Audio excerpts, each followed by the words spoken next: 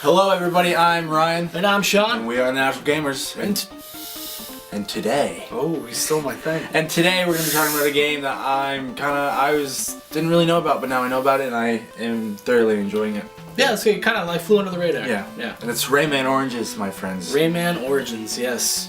Like, really pleasantly surprised with this game. I was. It's so simple, but it's so fun. And it's something you play with a buddy, and you can... Actually, yeah, I love the multiplayer in this thing. It works well. Yeah, we got it, actually Ryan ended up getting it for Christmas. We played it for a few hours together.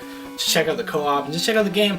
And the cool thing is actually, it's funner playing co-op because I played it. I played it by myself. Yeah, me too. And it's still fun. It's still really awesome. But like, there's something about like, I don't know. It's just like the game just makes it like so enjoyable to have two people, and it's a lot easier because you can bring each other back to life. Yeah, exactly. You can fuck around with your buddy, kind of slap them and stuff. Slap them around and stop them and try to get more coins. And it's not necessarily like a hard game, but if you were going towards the point where you wanted to get like a 5-star rating on every level, oh yeah, then it will take some time. But like actually, like the cool thing about the difficulty is they had a very good like gradient for the difficulty. Like it starts off extremely simple. Yeah. For the first few levels though, like I mean you can't even hit anybody. All you can do is like jump basically. Simple. And then it introduces the glide mechanic and then the slide mechanic like as it goes. It's probably what like say the first 20 levels are like training levels basically. It kind of just really slowly throws you into things. Slowly like eases you into it. Like so you never feel overwhelmed, and by the time the game starts becoming difficult, which it does, you can handle it a little bit better. Yeah, you're prepared for it. Like it doesn't like come out of nowhere. Like there's some like Mario games that like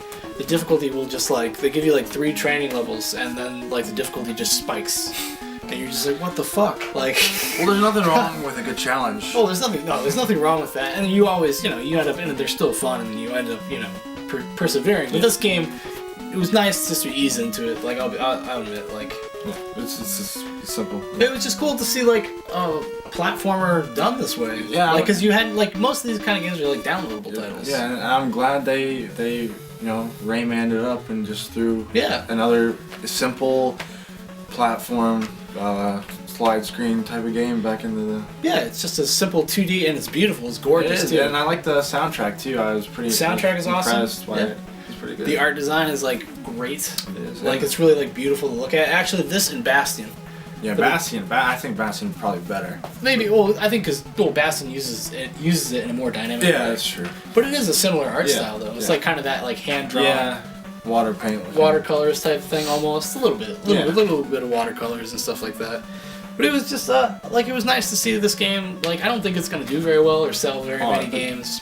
I think if you are a fan and you played the Raymans back in the past, I don't think you'll be disappointed by playing this one. Well, they haven't done like a regular Rayman game in a long time. Well, that's what I'm saying. Like, isn't it like back in the Sega? No, it's PlayStation 1. Like, okay. Yeah, that's the first Rayman is for PlayStation 1. I think they have like Rayman and Rayman 2, and those were like kind of like those were like in this kind of vein. Well, not as good as this though. To be honest. Well, that's good. I'm glad they really pumped something out. Yeah. And I would like to see like an Earthworm Jim kind of come back. Yeah. I think they actually released like Earthworm. It's only on Xbox Live, and we don't have Xbox, so. But they re-released the original games in HD, or the original, I think the first one in HD. Okay. Which is an awesome game. I have them actually like in cartridge form for my Sega. I really enjoy those games. Yeah. I would love to play those games. Yeah, like updated. I think there's a market for them. Like now we've come full circle. It's like, well, they've tried all these different kind of 3D type of like platformers. Yeah. Even something like Little Big Planet, like it's a 2D side scroller, but it's done in 3D. Yeah. And I actually prefer this game because the co-op in this game I thought was awesome. I thought it was done extremely well. I thought it was easy. Yeah. It's better to play with a partner. It is. The game actually elevates the gameplay. Yeah. Like elevates the amount of fun you have. It's like 4-player too. We've only done up to 2 players. So I assume the more players you have, the more easy it is to... The crazier it is. Actually, I don't know though, because it's like well, you have like 4 people jumping around, and you have to keep track of your dude. That's true. Because sometimes you'll jump ahead of the pack and everybody will die behind you because everybody goes off screen and then you're. Well, that's the good thing about multiplayer though. They have a kind of fail-safe against that because you can bring your partner back to life. You turn into like this floating bubble, and that you can control even when you die, and you float yourself up to that person. You guys just they slap them, they wake you back up. You're ready to rock and roll. You get back in the game. Yeah. But above all, I think this game. I just think it's a great game. Yeah. And I really enjoyed it, and I'm glad they did released it. Yeah, it's like a nice end of the year surprise. Yeah. It's too bad, like, I think if they had not charged $60 for it, I think people would have taken a chance. I think people would have taken more of a chance on it because of the holidays, because, you know, people just out there buying random games for their kids and stuff like that. That's a great kid game. It would be an awesome kid game. It's like one of those all ages, like, awesome, just fun games. I think anybody would enjoy this, so you should probably try it if you're into this kind of thing. If you really like 2D side scrollers, like kind of classic style, but just done in a modern way that's like works perfectly, I would say get this game now. If you're just curious about it, wait until you get it used. You might be able to rent it, or rent it from GameFly or Blockbuster if there are Blockbusters still around. If you can find one in your local area that hasn't closed. Sad story. I mean, it'd be totally worth a rent at least. I think so. I think you could beat that game in a weekend. Oh, easy. In a day. I mean, you're not going to be able to like probably get all the achievements for it or anything like that, but you will be able to actually play through the game in a weekend. Even though it's a decent length. Like halfway through, probably have sank about 4 hours maybe total into it. I don't know how long. And then we played together. We played for a couple hours maybe. You know, actually, because we were playing, it seemed like it was easier with 2 people. I don't know. Like we were breezing through the game, and then I played by myself, and I kept getting like hung up, and I was like, "What the fuck?" You can pick your partner up and just keep. Yeah, that's part of it. And also, I think it's like when you have like somebody can do something better than the other person. Yeah, that's true. And then you can just progress through the level without having to stop and try to do it yourself and frustrate yourself. Yeah. So that's, it's a good, awesome co-op experience, actually. Totally. Rayman Origins? Origins. Origins. That's the word. Origins. Okay?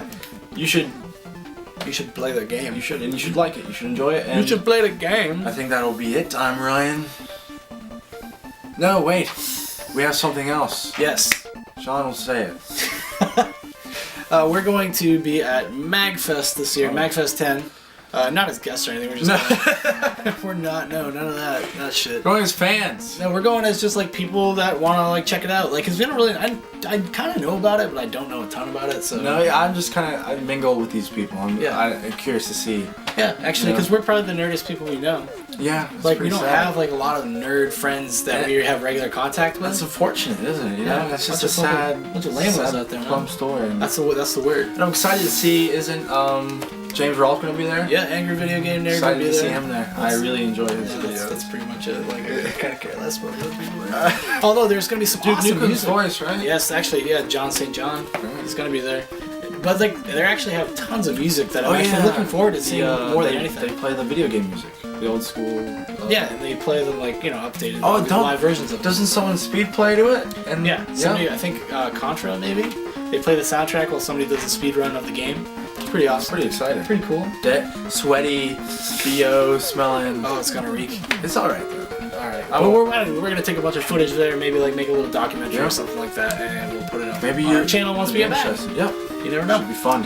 Alright, I'm Sean. And I'm Ryan. And we're the Natural Gamers, and we will see you next time we have something to talk about. Which will be in a week. Bro!